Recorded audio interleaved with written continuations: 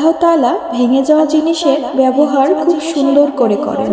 আকাশের মেঘ ভেঙে যখন টুকরা টুকরা হয় তখন বৃষ্টির সূচনা হয়, পানির ফোয়ারা চলে আসে। যখন মাটি ভেঙে যায় তখন খেতিবাড়ি শুরু হয় ফসল উৎপাদন।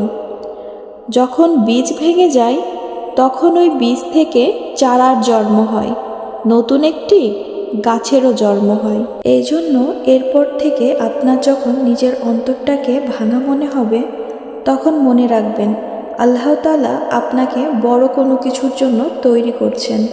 সুতরাং সব ধরনের পরিস্থিতিতে মানিয়ে নিয়ে আলহামদুলিল্লাহ বলতে শিখুন, কারণ আল্লাহ তাআলা বলেছেন তারা তোমাকে ছেড়ে যায়নি, আমি তাদের সরিয়ে দিয়েছি, কারণ আমি তাদের কথোপকথন শুনেছি যা তুমি শোনোনি।